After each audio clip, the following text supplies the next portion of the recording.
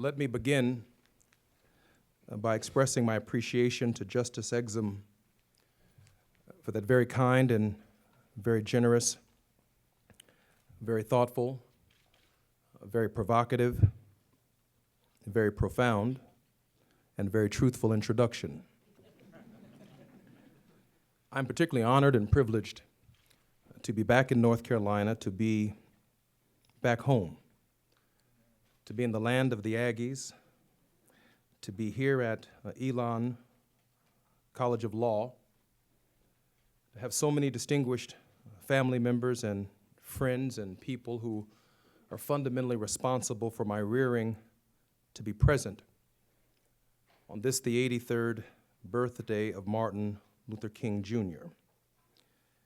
To Justin Ramey, the BALSA president, and Adam Spivey and Karima Grady, to all the participants in the program, to Raleigh Lancaster for being kind enough to lean towards her father one day and say, "Daddy, do you think Jesse would come and speak at my law school?"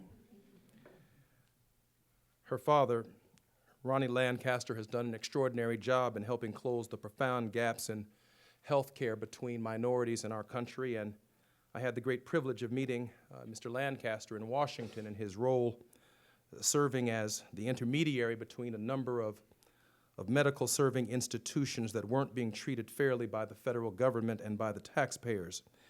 And we closed some profound gaps together.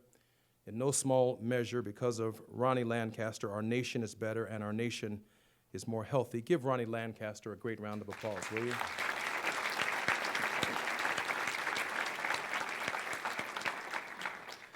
I'm profoundly challenged tonight.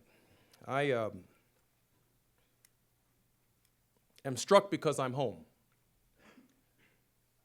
I'm also here in North Carolina at a law school, which allows me a great level of latitude to talk to law students about a significant part of history that you will not learn studying Hamer versus Sidway all the way to the bar. Most of what Dr. King understood about the law and the development of America was so profound and so deep that once a year we stop and pause upon the extraordinary contribution that he made to our nation. And I could easily deliver this speech in 3.5 minutes. In fact, Justice Exum, Abraham Lincoln delivered the Gettysburg Address in 3.5 minutes. Martin Luther King, Jr. delivered the I Have a Dream speech in 13.5 minutes.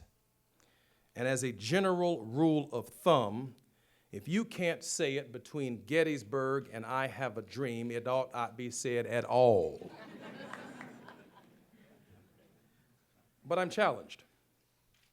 I'm challenged in part because I'm home. I'm challenged in part because I don't know when I will have the opportunity again to make an impression upon the minds of those of you who will inherit this justice system, those of you who will inherit our nation. And so while I've been asked tonight to speak from the subject, Why We Can't Wait, New Strategies for a Contemporary Generation, I want to alter the subject matter for just a few moments and speak about what I believe Dr. King saw. What did Dr. King see? I want to make 3 quick points. First of all, Dr. King believed that the shortest distance between 2 points is a straight line. The second point is Martin Luther King, Jr. was amazingly consistent.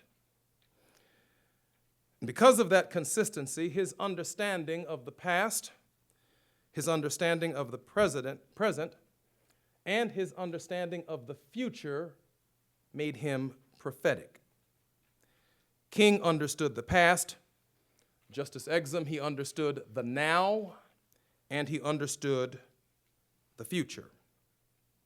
There are 3 bits of data that I want to cite before I launch into my central thesis from Martin Luther King, Jr. himself. Chronology does matter. On August 28, 1963, Martin Luther King Jr. said this: 50 years ago, a great American in whose symbolic shadow we stand signed the Emancipation Proclamation. This momentous decree came as a beacon of light of hope to millions of Negro slaves who had been seared in the flames of withering injustice. It came as a joyous daybreak to end the long night of their captivity. But 100 years later, the Negro is still not free. That's August 28, 1963, and he's referring to an event in 1863. For Martin Luther King Jr., 100 years later, the life of the Negro is still sadly crippled by the manacles of segregations and the chains of discrimination. 100 years later, the Negro lives on a lonely island of poverty in the midst of a vast ocean of material prosperity. 100 years later, Dr. King is referring to an event in 1863, but as he stands in 1963, he is questioning whether or not the Emancipation Proclamation provided true freedom. For Dr. King, there is a straight line from 1863 to 1963. Another data point, March 28, 1968. Dr. King preached a sermon just a month or so before, a few days before he would die, in April of that year. I would like to use as a subject from which to preach this morning, remaining awake through a great revolution. The text this morning is found in the book of Revelation. There are two passages there that I would like to quote. In the 16th chapter of that book, "Behold, I make all things new, former things are passed away." He says, "I'm sure that most of you have read that arresting little story from the pen of Washington Irving entitled Rip Van Winkle. The one thing that we usually remember about the story is that Rip Van Winkle slept 20 years. But there's another point in that little story that is almost completely overlooked. It was the sign in the end from which Rip Van Winkle went up the mountain from his long sleep. When Rip Van Winkle went up the mountain, the sign had a picture of King George III of England. When he came down 20 years later, the sign had a picture of George Washington, the first president of the United States. When Rip Van Winkle looked up at the picture of George Washington and looked at the picture, he was amazed. He was completely lost. And this reveals to us the most striking thing about the story of Rip Van Winkle. It's not that Rip Van Winkle merely slept, but that he slept through a great revolution. I asked my staff what 20 years in American history would have shown that King George was the king, and when Rip Van Winkle would have awakened, George Washington would have been president. And my staff arrived at the dates 1774 to 1794. During that period, King George was the king. While Rip Van Winkle was sleeping, the Constitution of the United States was written. While Rip Van Winkle was sleeping, someone said that all men are created equal in the Declaration of Independence. While Rip Van Winkle was sleeping, the institution of slavery continued to persist and exist as a fact in American life, and we justified its existence by adding a 10th Amendment to the Constitution of the United States, guaranteeing that the right to own a slave would be a state right. Martin Luther King Jr. was raising a profound question about the America that was and the America that ought to be, and that every succeeding generation of Americans has an obligation to question what constitutes that revolution.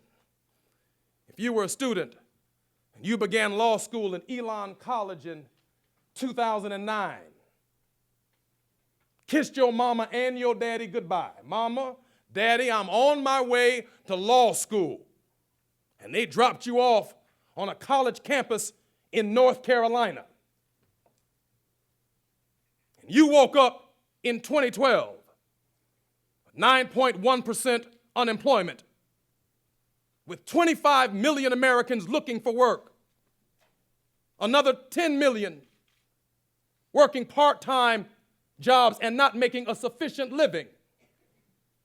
25 million Americans, many of whom have law degrees, medical degrees, then graduated from college, engineers, master's degrees. If you started law school in 2009 and you think when you graduate there's going to be a job available for you, you've been asleep just like Rip Van Winkle through a revolution. The job market has changed. And everything around us has changed. And yet Dr. King saw it. And so in his context, Martin Luther King Jr. is asking some profound questions. From the writing of the Constitution in 1791, while Rip Van Winkle was sleeping, and the 10th Amendment was added to the Constitution, and through most of American history, when the argument was made that the right to own a slave was a state right, and that the federal government could not come into a state and tell a slave owner what to do with their slave, a paradigm is established for contemporary thinking. If, Elon, slavery is a state right, then states' rights, as long as there is an America, will never be a human right. States' rights are not human rights. Dr. King's understanding is that the only way to overcome the limitations of states' rights is by adding the amendment to the Constitution of the United States. Not the Emancipation Proclamation, but an amendment. So I stand here as the 91st African American to ever have the privilege of serving in the Congress of the United States. Because Amendment number 13, Amendment number 14, Amendment number 15, and after the addition of the 15th Amendment to the Constitution of the United States, it still took 95 years for the Congress of the United States to pass the Voting Rights Act of 1965, including Section 2 and Section 5, that gave my district a chance to elect a person of color. There is the amendment, and then there's the action of Congress. 95 years. What did Dr. King see? He saw a crisis in our civilization. We are a nation that can spend billions of dollars, Dr. King said, on a war in Vietnam. In our generation, billions of dollars on a war in Afghanistan and Iraq. But in the John Boehner Congress, we can't find enough money to put a man or a woman on their own 2 feet right here in America. Something is profoundly wrong. Dr. King saw that.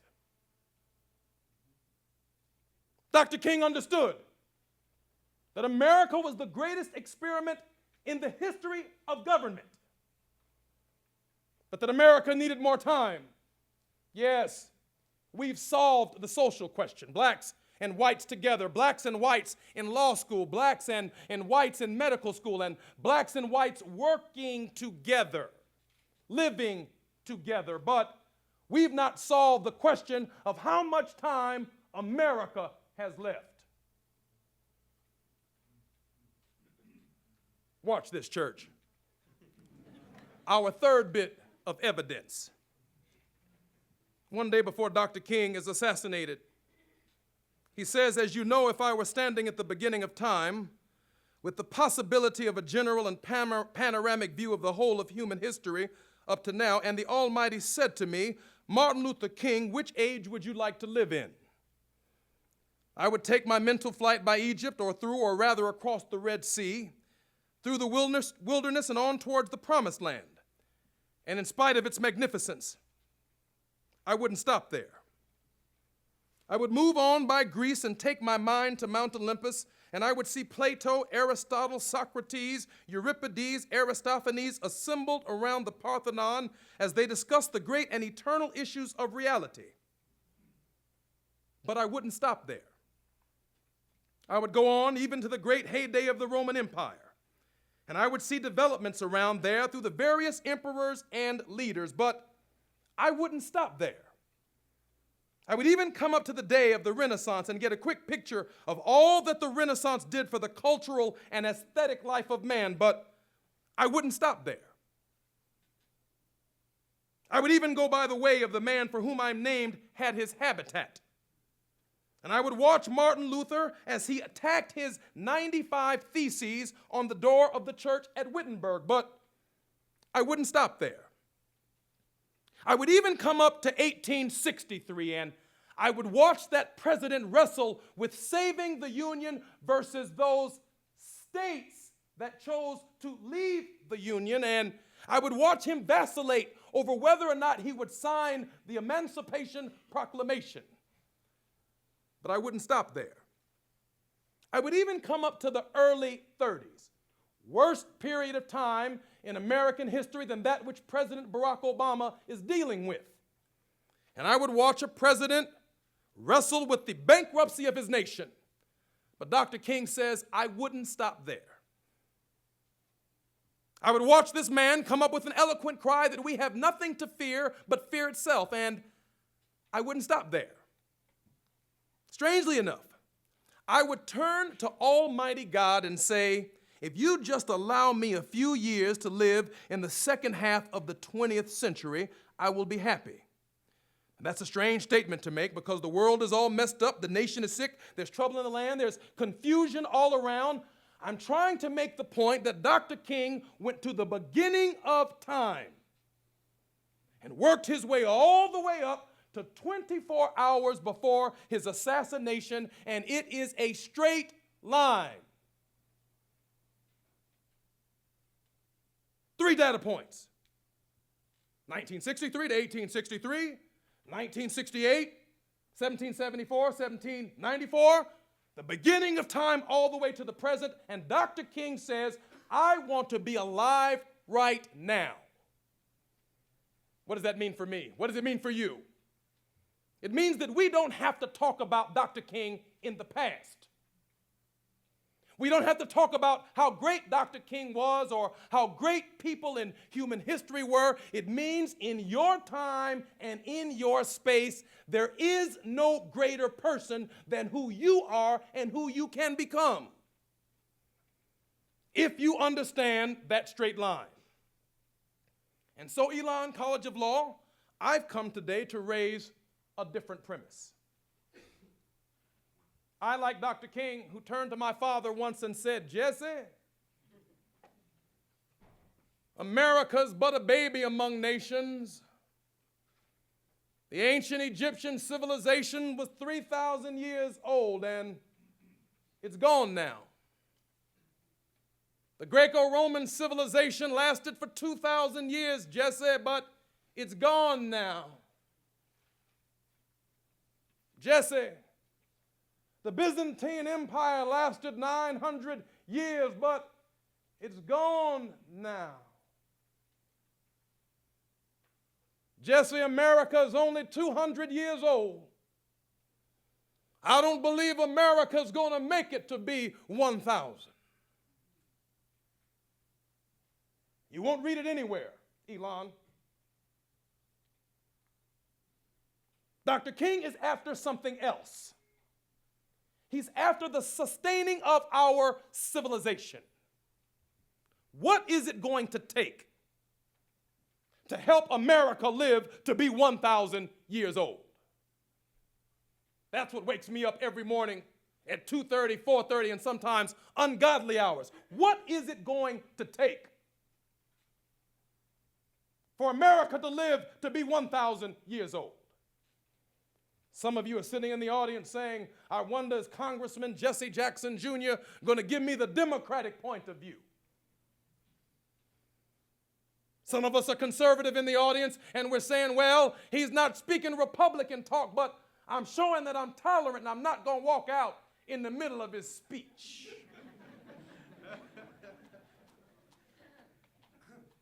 Elon, I'm trying not to give a Democratic speech.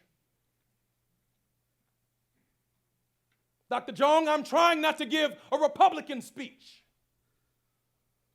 I'm not trying to give a liberal speech or a conservative speech.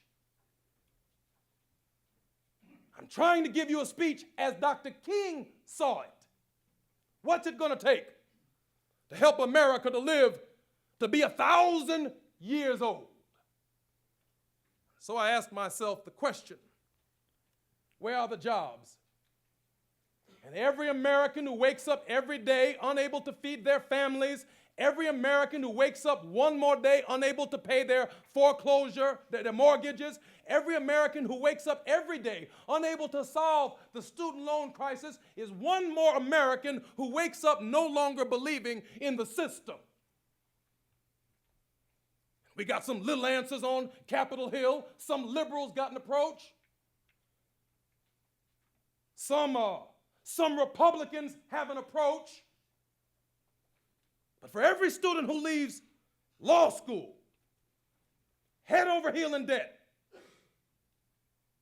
with the federal government or a state government that can't solve the real life crisis of what it means to be an American in this hour, is an American for which the seeds of dissent are building and growing. Occupying Wall Street, and they're occupying LaSalle Street, and they're occupying in Oakland, California, and it's been a legitimate summer of discontent. And so far, it's nonviolent. What's it going to take to get millions of Americans to believe, Justice Exum, in America for another 100 years? Not for the next election, not for the next presidential primary.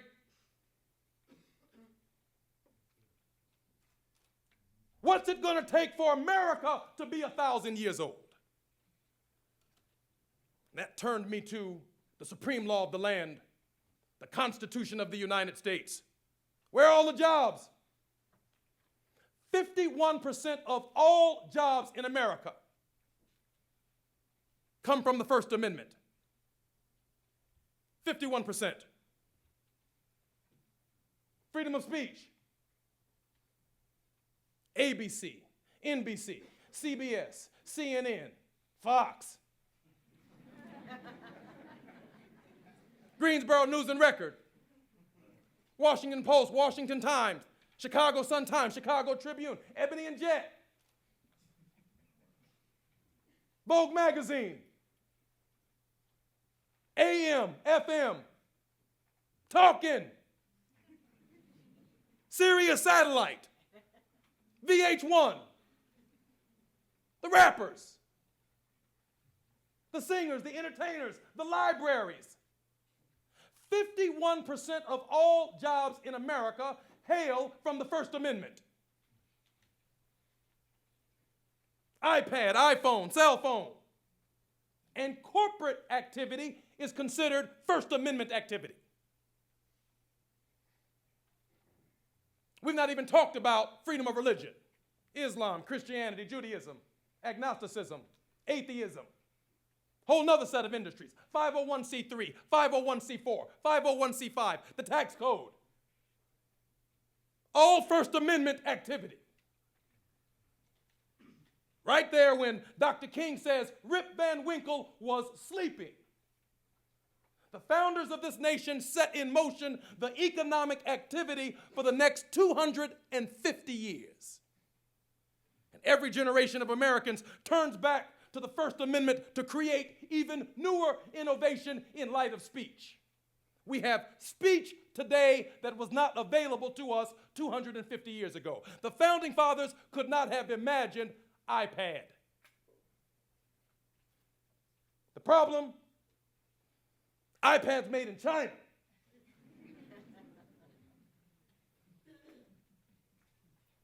Not in America. Great freedom, but no domestic content. Freedom of speech does not have to be here, so it doesn't have to employ Americans. Great freedom. Produced somewhere else and imported back into the United States, contributing to poverty. Yes, we're more efficient. Yes, we're better, but a contribution to the economic anxiety. Freedom of speech. Dr. King says, those of you who are sleeping and slept through that revolution, like Rip Van Winkle, need to wake up and study the law.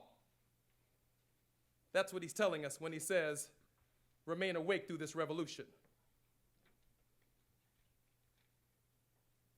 So what are we proposing? Well, if slavery is a state right, then states' rights cannot be human rights. I believe that education is a human right. But since the Constitution of the United States is silent on the question of education, the right to an education is a state right.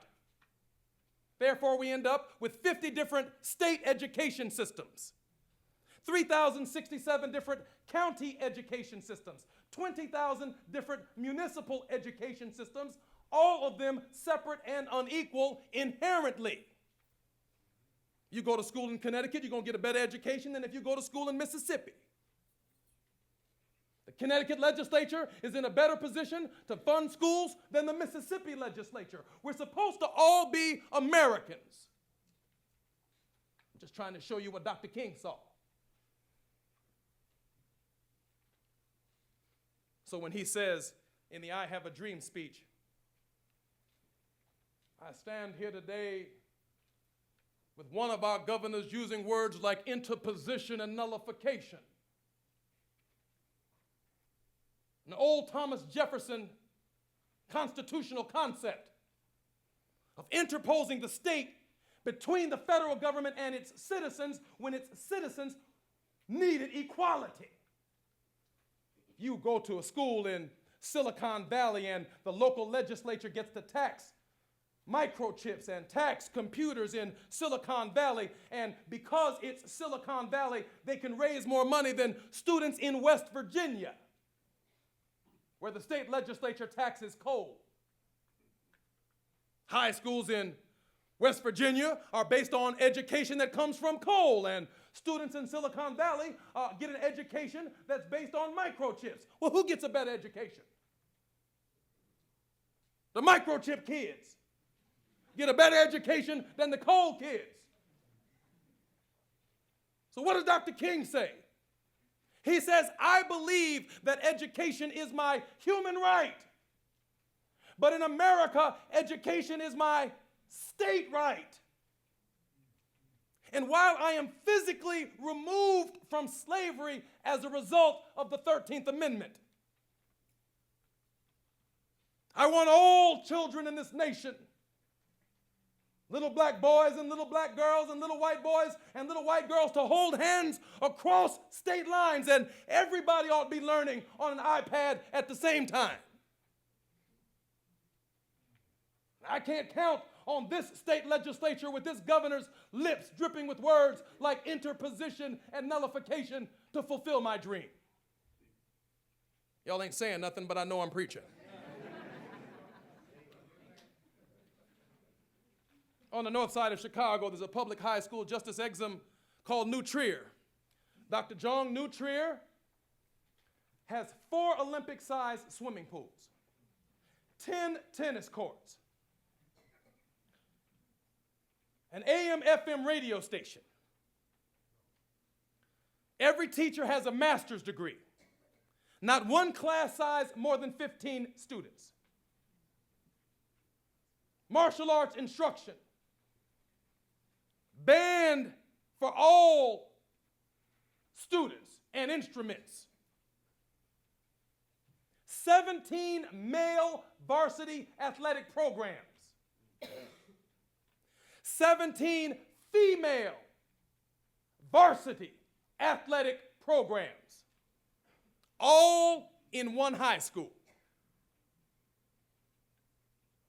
If it's good enough for kids on the north side of Chicago to go to school at New Trier, it ought to be good enough for kids on the south side of Chicago. It ought to be good for students in Greensboro to have schools just like New Trier.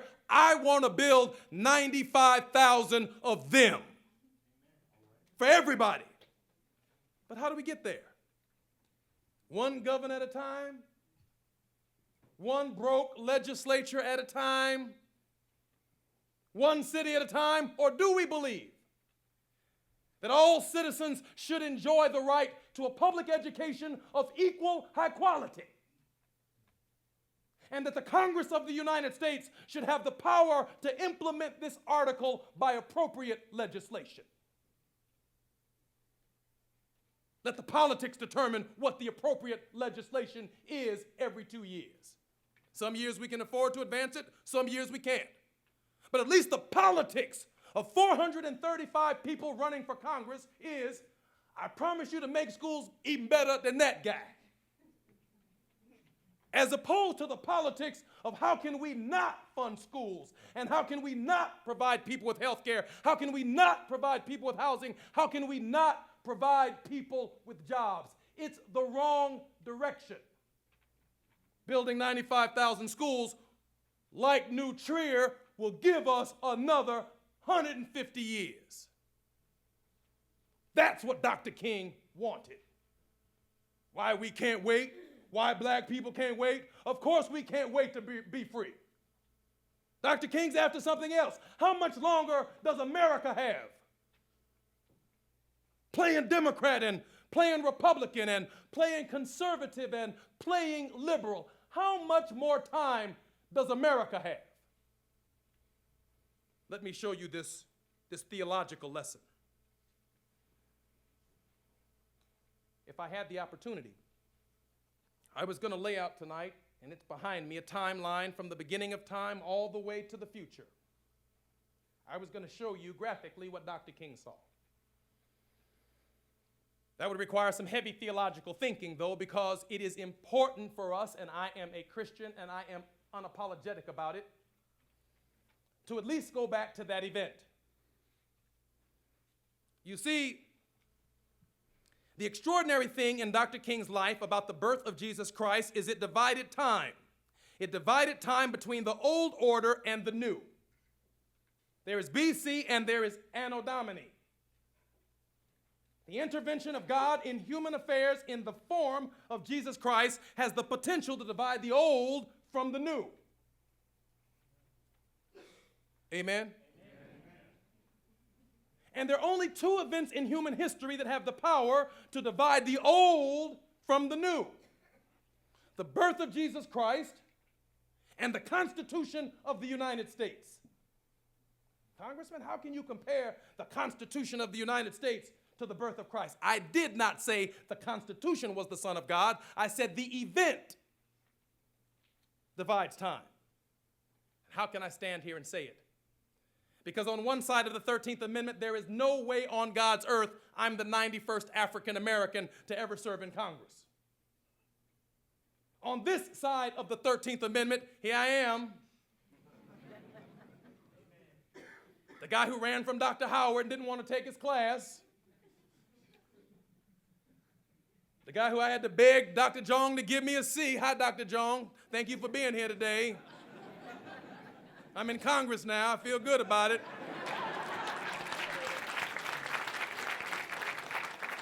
On that side of Dr. Jong's C was someone who didn't think they'd graduate. On this side of that timeline dividing proposition, I'm in Congress. Thank God. The Constitution of the United States has the power to divide time. On this side, the 13th Amendment. On this side, Barack Obama. On this side of the 19th Amendment, no woman can vote. On this side of the 19th Amendment, Hillary Clinton.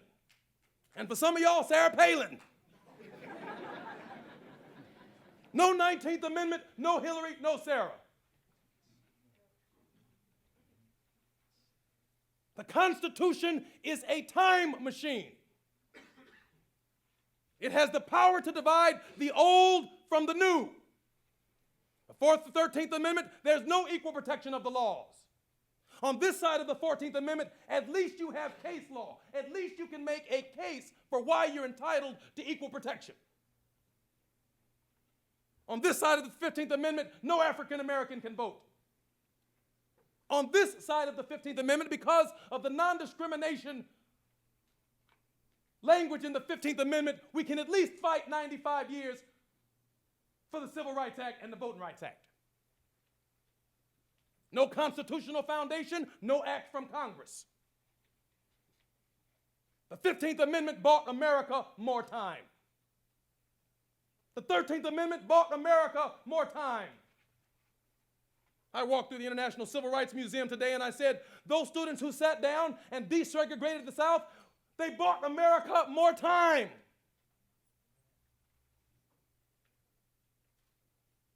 What is the contribution that this generation must make? For your children and our children's children, we must buy America more time. Not Democratic time, not Republican time. America deserves more time. Jesse, I'm not so sure America's going to live to be 1,000 years old. What is the lesson of Jesus? It's this. You see, his birth ends the Egyptian civilization. His birth begins the decline of the Roman civilization. His birth begins the Byzantium civilization. And it gives birth to the American civilization in the message of Christ, to feed the hungry, to clothe the naked, to liberate the captive. Is civilization ending potential, civilization declining potential, civilization starting potential, and civilization sustaining potential. Right now, America is turning her back on the poor, and she's doing it constitutionally. Watch this, Mitt Romney. If I'm elected president, I promise you I'm going to make the government as less necessary in your lives as humanly possible. I'm going to reduce the federal government and turn all the power to the states. He should be running for governor, not president. Rick Perry, please. I'm going to make the federal government as less human in your lives as humanly possible. I believe in states' rights. I believe in local control. I don't believe in the federal government. I want to end Social Security as some kind of Ponzi scheme. I want to end Medicare and Medicaid. Social Security, Medicare, and Medicaid bought America more time. I'm mad at Roosevelt because of the New Deal. I'm mad at Roosevelt because of the Big Deal. I'm mad at Roosevelt. I'm mad at government spending. All of this rhetoric, all of this garbage that you haven't given any thought to because you're just reading the paper, you're just repeating stuff over and over and over again. Man, if this country is half poor, America loses time.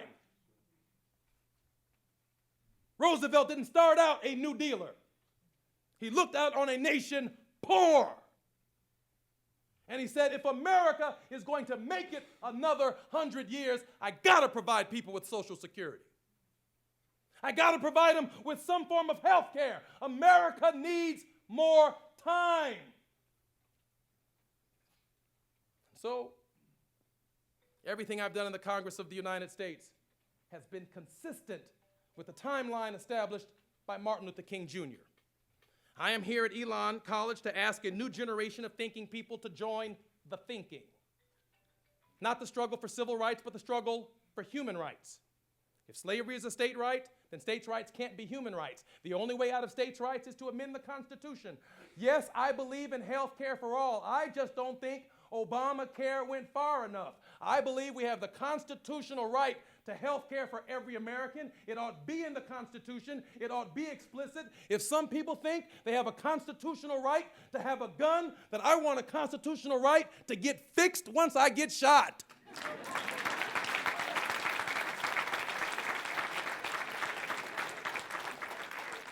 Don't come giving me no Second Amendment arguments about what a bunch of musket shooting, front loading, rabbit hunting, guys thought about 250 years ago. I'm dealing with this gun violence. Okay, keep your Second Amendment. I'm not against your gun rights. Give me the constitutional right to see a doctor once I get shot from your gun. My human right. Anyone in the sound of my voice, I assume you are breathing. Since the word environment is not in the Constitution, the right to an environment that is clean is what? It's a state right. That's why we have a North Carolina environment, an Illinois environment, a Texas environment, a Vermont environment, a California environment, a West Virginia environment. I believe I got a right to breathe. I want the constitutional right to a clean, safe, and sustainable environment. And cleaning up the environment will create more jobs than the First Amendment. But most importantly, it will buy America more time.